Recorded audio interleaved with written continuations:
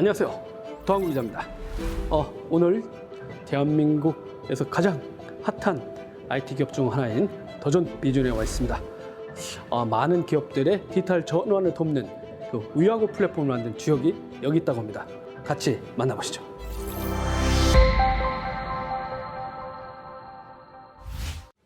네, 국내 기업들의 디지털 전환을 돕는 플랫폼 위아고를 만든 주역을 모셔봤습니다. 안녕하세요. 네, 안녕하십니까. 네, 간단한 자기소개 좀 부탁드립니다. 예, 저는 그 더존 비전의 플랫폼 사업 부문을 맡고 있고요. 제가 담당한 업무는 클라우드 컴퓨팅, 그 다음에 AI, 빅데이터 이런 플랫폼 쪽을 담당하고 있습니다. 가장 중요한 거는 다 담당하시는군요. 아, 그런가요? 중요한데 여태까지 도라이브 한 번도 초대 안 해주시고 이제 불러주셨습니다. 죄송합니다. 예. 이 위아고가 어떤 건지 좀 간단한 설명 좀 부탁드립니다. 말씀드리면 SaaS 플랫폼입니다. 근데 그게 어떤 SaaS냐면 IT를 통한 혁신을 내재화시키는 게 쉽지가 않습니다. 그래서 저희는 이 클라우드 컴퓨팅을 통해서 어떤 기업들을 위한 쉐어드 서비스로서 여기에 접속하면 그런 모든 혁신적인 IT 기술들을 바로 내부에 적용할 수 있게끔 하는 이런 하나의 통합된 서비스 플랫폼이라고 보시면 될 것 같습니다. 지금 이제 어떻게 보면은 지금 짠 나왔는데 준비 작업도 꽤 많았지 않습니까? 그동안에 이제 패키지 위주 사업 하시다가 이런 어떤 소프트웨어를 전반적으로 서비스 형태로 만들려고 하면은 그런 작업도 많이 있으셨을 텐데 어떻게 준비하신 거죠? 기본적으로 한 2015년 9월에부터 본격적으로 이런 웹 기반의 이런 서비스 플랫폼에 대한 것을 이제 시작을 해서 기본적인 하나하나의 서비스들을 이 웹 기반으로 만드는 것뿐만 아니라 가장 어려웠던 게 기존의 기업에서 저희 그 핵심적으로 쓰고 있던 그 킬러 컨텐츠 중에 하나가 이제 회계, 인사, 물류 이런 겁니다. 그게 근데 메뉴도 많고 데이터베이스도 되게 크고 그런데 이거를 서비스로 전환하는 것이 가장 어려웠고 이게 전환되면서 그 부수적인 데이터와 연결되는 여러 가지 서비스들이 그냥 확 이렇게 나왔죠. 아까 보셨겠지만 저 위아고 안에 들어가면 서비스들이 굉장히 많습니다. 네. 그러면 이제 말씀하신 대로 기술적으로 그런 고민을 하셨는데 이제 비즈니스적으로 보면 기업들한테는 아까 말씀하신 대로 전통 방식보다 이번에 SaaS로 만드셨을 때 어떤 효과를 누릴 수 있을까요? 코로나 사태 이후에 재택근무가 굉장히 중요한 이슈가 됐는데 이제는 이게 기업들이 따로따로 PC나 그런 소프트웨어를 내부에 구축하고 돈을 들여서 하고서는 그걸 원격 접속하는 게 아니라 처음부터 쉐어드 서비스로 이런 어떤 뭐 우버나 이런 것처럼 공유 경제를 구성하는 것처럼 기업을 위한 모든 IT들을 공유해서 이것들을 클라우드 서비스를 만들어 제공하기 때문에 굉장히 저렴하게 이것들을 사용할 수 있다는 차이가 또 이제 있습니다. 위아고 자체도 플랫폼에 되게 많은 서비스가 있는데 홈피스, 올인원 팩 이걸 또 이렇게 선택할 수 있게 해서 고객한테 제공하는 특별한 이유 있죠. 예. 재택근무 환경을 하기 위한 한 20여 가지 기능들을 딱 이렇게 패키징해서 그거를 이제 뭐 아시겠지만 정부의 그 비대면 서비스 지원 사업 그거를 통해서 예를 들면 기업은 40만 원만 인지되면 최대 360만 원 해서 총 400만 원까지를 지원받을 수 있는 사업인데 그걸 통해서 위아고원에 있는 20여 가지의 서비스를 사용자는 무제한으로 사용자가 뭐 100명이든 상관없이 그 안에서 그냥 40만 원으로 1년간 쓸 수 있는 거죠. 그래서 그 사실 이게 막 수많은 사람들이 여기서 유저 사용자 숫자가 증가하면 사용료도 증가하지만 저희가 그냥 이거를 할인해 버린 겁니다. 다. 그리고 이 서비스를 사용한 이후에 내년부터 그러면 비용이 올라가는 거 아니냐? 그거에 대한 프로모션도 따로 준비해서 굉장히 저렴하게 유지하면서 이런 혁신을 바로 서비스로 사용할 수 있게끔 저희가 만든 게 홈피스 올인원 팩입니다. 그 서비스 안에 있는 것 중에 요런 게 대표적인 거다라고 하실 게 있나요? 뭐 보면 당연히 뭐 저희도 원격 접속, 그 다음에 화상 회의, 채팅 뭐 이런 것들을 기본적으로 제공합니다. 거기에 플러스로 뭔가 CRM, 고객 관리하고 영업 관리하는 거, 그다음에 프로젝트를 관리하는 PMS, 클라우드 스토리지, 뭐 연락처나 거래처나 일정이나 또는 전자 팩스나 이메일이나 홈페이지를 만드는 거나 회계 관리나 인사 관리나 이런 전체가 그 안에 다 같이 있고 또 하나 중요한 부분은 우리가 그런 서비스들을 따로따로 한번 쓴다라고 생각해 보면 여기에 이 서비스를 쓰면서 거래처를 등록하고 조직도를 또 등록하고 네. 저 서비스를 쓰면서 거래처를 등록하고 조직도를 등록하고 가입도 따로 해야 되고 사용자 관리도 따로 해야 되고 이게 아니라 이 플랫폼 안에 통합되어 있기 때문에 한 번의 세팅으로 이 안에 있는 여러 가지 서비스가 유기적으로 그 회사의 조직에 적합하게 세팅돼서 제공된다는 것이 굉장히 중요한 가치라고 할 수 있습니다. 다 그럼 찢어내서 제공하고 있는 거네요. 어떻게 보면. 이게 이제 하나 더 이제 말씀드리면 우리가 그 찢어져 있다는 의미가 어떤 거냐면 우리가 CRM을 쓴다고 한번 네. 생각해보고 이게 CRM에 ERP를 쓴다고 생각해보면 이 두 개를 공급하는 서비스가 다르다라고 했을 때 여기에도 거래처를 등록하고 여기도 거래처 등록하는데 이쪽에 뭔가 바뀌면 양쪽에 등록하거나 이게 데이터가 안 맞는 경우도 많고 이 프로세스를 연계시키는 것도 안 됩니다.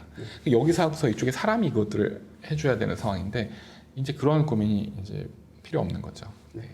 요 홈피스 올인원 팩도 약간 1, 2 프로 예. 이렇게 나누셨잖아요. 예. 그 기능에 뭐 몇 가지가 추가되거나 뺀 게 있나요? 이게 이제 저희가 홈피스 올인원 패키지 1이 있고 2가 있는데요. 우선은 1과 2의 가장 큰 차이는 이런 ERP 기능, 회계나 이런 세무나 인사나 이런 급여 관리에 대한 부분들을 자체적인 그런 팀을 갖고, 그러니까 회계팀이나 총무팀이 있어서 인사팀이 있어서 그걸 관리하는 조직의 경우에는 패키지 1이 맞습니다. 그리고 그거는 없고 그 어떤 회계 관리나 인사 관리 이런 것들은 다 어떤 세무법인이나 이런 쪽에 위탁 관리를 하는 기업 같은 경우에는 패키지 2가 많습니다. 여기는 회계나 뭐 인사급여가 없고 나머지 오히려 이런 재택근무나 기업의 혁신을 위한 이런 비즈니스 생산성 관련된 서비스들이 더 많이 들어가 있는 게 패키지 2라고 할 수 있습니다. 아까 말씀하신 대로 이제 뭐 SaaS 같은 게 있고 또 데이터 플랫폼도 있는데 이게 어떤 측면에서 마이데이터라든가 이쪽 데이터 기업으로 확장하시려는 고 하시는지. 그러니까 저희의 궁극적인 가치는 데이터는 여기 모아놓고 이 안에 이거를 분석하고 학습할 수 있는 툴도 클라우드 기반으로 해서 제공하고 해서 이 데이터를 만들어내는 이 사람들과 이 데이터를 학습해서 가공하는 사람들이 이 플랫폼 안에서 만나서 지금까지 만들 수 없었던 이 가치, 이런 모델들이 여기서 만들어지고 그 모델이 시장에 판매되면서 이 데이터 사이언스라는 분들도 이 어떤 수익을 낼 수 있고 데이터를 공급하는 분들도 이 모델에 사용된 데이터들에 대한 가치를 인정받아서 수익을 낼 수 있고 이 모델이 산업을 혁신시킬 수 있고 이런 전체 생태계가 만들어질 거라고 저는 생각하고 있습니다. 전혀 다른 이제 애플리케이션 생태계도 또 만드실 거잖아요. 전 세계적으로 이제 클라우드 업체들은 자기네 마켓플레이스를 강조하면서 이제 생태계 확산도 하고 있는데 그런 쪽 전략도 마련돼 있나요? 저희가 이제 기본적인 플랫폼의 모든 이 아키텍처가 마이크로 서비스 아키텍처로 되면서 모든 서비스가 프론트엔드 코드가 API로 호출하는 형태로 되어 있습니다. 그래서 위하고는 모든 기능이 API로 통제됩니다. 근데 여기에 이 API들이 뭐가 있고 그걸 어떻게 연결시키고 이 프론트엔드 코드를 어떻게 하고 하는 것을 위하고 디벨로퍼라는 사이트를 이제 조만간 오픈합니다. 그 위하고 디벨로퍼에 가입을 하면 자기가 이 위하고 안에 서비스를 만들어서 올리고 이 안에 있는 데이터를 어떻게 활용할지에 대한 가이드라인부터 그걸 판매할 때에 대한 수익 관리하는 것까지를 그 안에 살 수 있게끔 이제 제공이 될 예정입니다. 진짜 기존에 지금 이제 나온 변화는 어떻게 보면 더 좋은 비전 입장에서 위하고 만약에 뭐 1.0 정도다 이렇게 했는데 향후에 이제 이것도 계속 생물처럼 이렇게 변신하고 개선되고 이렇게 서비스니까 하실 계획인 것 같은데 이거 어떤 모습으로 계속해서 진화해 나갈까요? 이게 준비하고 있는 게 여러 개가 있습니다. 근데 우선은 위하고 자체에 대한 변화도 있을 거고요. 그 다음에 이 대상, 사용 기반에 대한 변화도 있을 겁니다. 그리고 이 플랫폼 자체가 다른 산업을 위한 플랫폼으로 제공되어지는 것도 있을 겁니다. 예를 든다면 이 플랫폼에 만들어진 기술이나 서비스가 뭐 의료가 됐건 교육이 됐건 다른 여러 가지 영역에서 동일하게 사용되는 서비스들이나 그 기반 기술이기 때문에 다른 인더스트리로 이것들을 확장해 나가는 것도 가능할 것이고 한 가지 더 말씀드리면 저희가 흐름이 이 SaaS 플랫폼을 만들고 비즈니스 프로세스 아웃소싱 측면에서 이 기업을 지원하는 세무법인들을 위한 위하고 T도 만들어지고 이 세무법인들이 온라인상에서 둘이 위하고와 연결돼서 이런 지원을 하게 되고 이제 법무를 지원하기 위한 로테크를 위한 플랫폼 위하고 L도 이제 조만간 나올 겁니다.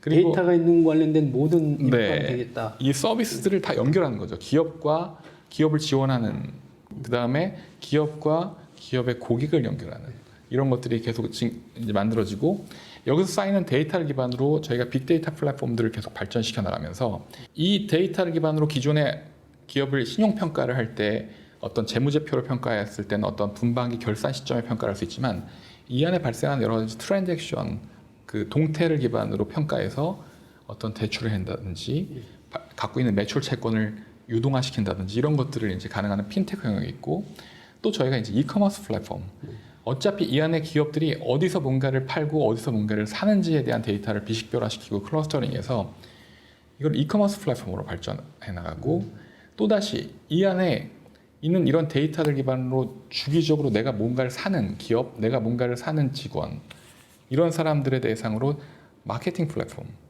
이런 쪽으로 발전해 나가고 이게 이렇게 버티컬하게 이런 인더스트리로 발전해 나가는 게 있고 서비스 영역으로 발전해 나가는 게 계속 이게 두 개가 나눠져서 확대를 해갈 예정입니다. 나중에 활용하면 진짜 뭐 기업몰처럼 그런 것도 하나 등장할 수도 있겠네요. 어떻게 왜냐하면 우리나라 큰 기업들은 보통 사내몰이라고 해가지고 폐쇄된 곳에 이제 소싱해가지고 하는 경우도 있잖아요. 이커머스 플랫폼이 이제 오픈마켓이 그거를 할까 MRO나 이런 것들도 그렇고. 네. 아 향후에 거기까지 네, 계속해서 이제 네, 진화해 나가실 네. 계획으로 네. 있군요. 진짜 원대한 꿈인 것 같습니다. 뭐 지금까지 쌓아놓은 것들을 활용하는 거니까 생각보다 빨리 갈 수 있습니다. 예전에 처음에 아무것도 없을 때 만들 때는 이게 시간이 오래 걸렸지만 지금은 이제 수많은 퍼즐들이 있고 이 퍼즐들로 하나의 그림을 그리고 또 하나의 그림을 그리고 이걸 만들어 나가는 거는 없는 퍼즐만 만들어서 조각에 끼워버리면 되는 거거든요. 네. 이 전통 ERP 프로젝트를 도입한 고객하고 이 위하고는 어떻게 시너지를 내서 고객들한테 딜리버리 되거나 고객이 선택을 할 수 있는지 그것도 좀 궁금하더라고요. 위하고에 있는 그런 ERP 부분은 굉장히 작은 기업들을 라이트한, 대상으로 하기 때문에 큰 규모의 기업들은 또 구축형을 필요로 할 수도 있는 또 내부에 구축해 놓은 ERP와 인티그레이션 해야 되는 오래된 레가시 시스템들이 있을 수도 있기 때문에 이거는 구축해 쓰시고 서비스를 커넥트해서 쓰는 거죠. 다 연동돼서. 왜 그러면 그 ERP는 우리가 만들었기 때문에 그 ERP에 어떻게 어떤 프로세스를 통합시켜야 될지는 너무나 저희가 잘할 수 있는 영역이죠. 네. 또 이렇게 장시간 인터뷰해 주셨는데 또 이제 끝으로 이제 마지막 어떤 포부 같은 아까 얘기하시긴 했지만 또 저희가 되게 오랫동안 이렇게 기업을 위한 솔루션과 서비스를 공급해 왔고 뭐 어찌됐건 저희가 우리나라의 그런 열악한 아니면 되게 영세한 소프트웨어 생태계를 조금 더 다른 차원으로 이렇게 옮겨가기 위한 어떤 새로운 시도를 하고 있다고 봐주시면 좋을 것 같습니다. 그래서 이런 변화들에 대해서 저희 조직 내부도 그렇고 저희 고객분들도 그렇고 아니면 경쟁사들도 그렇고 뭐 여러 가지 이제 혼란스러운 부분도 있고 하지만 저희가 꾸준하게 이 방향을 저희 회장님이나 모두 다 같이 굉장히 강력하게 지금 드라이브 하고 있기 때문에 앞으로도 계속 저희가 좋은 모습과 좋은 혁신들을 기업분들한테 제공해 드릴 수 있지 않을까 생각하고 있습니다. 그래서 많이 응원해 주십시오. 네. 맞습니다. 네. 여러분 제가 취재하거나 이렇게 할 때도 그 디지털 전환이 어떻게 보면 가장 큰 요즘 시대의 화두 아닙니까? 근데 여기에는 그 상대 고객 이런 솔루션이나 서비스를 도입하는 고객만의 고민이 있는 게 아니라 이 전통적인 비즈니스 했던 소프트웨어 기업, 테크 기업 스스로도 이 새로운 시대에 적응하냐 못하냐의 어떤 기로에 서 있는 건 사실이거든요. 그러다 보니까 이제 그런 기업들은 어떻게 변모하고 있을까? 그리고 자기네들의 디지털 전환의 어떤 경험들을 어떻게 하면 고객들하고 같이 이렇게 공유할까 하는 기업들을 국내에서도 많이 찾고 싶어 했었는데 제가 오늘 송범 본장님을 인터뷰하고 더존이 이제 꽤 오랫동안 준비했던 내용들을 들어보니까 이게 단순히 이제 여러분 이렇게 가세요가 아니라 저희들도 이걸 위해서 선투자를 하고 이렇게 장기간 인력들이 그리고 안에 있는 임직원들이 어떤 목표를 향해서 변신을 시도했던 내용을 다시 한번 들을 수 있어서 좀 기자 입장으로서 보면 좀 의미가 있었던 시간인 것 같습니다. 그리고 진짜 여러분의 디지털 전환에 더존 비존이 영원히 함께하길 응원해 보겠습니다. 오늘 시간 내주셔서 너무 고맙습니다. 감사합니다. 네. 네.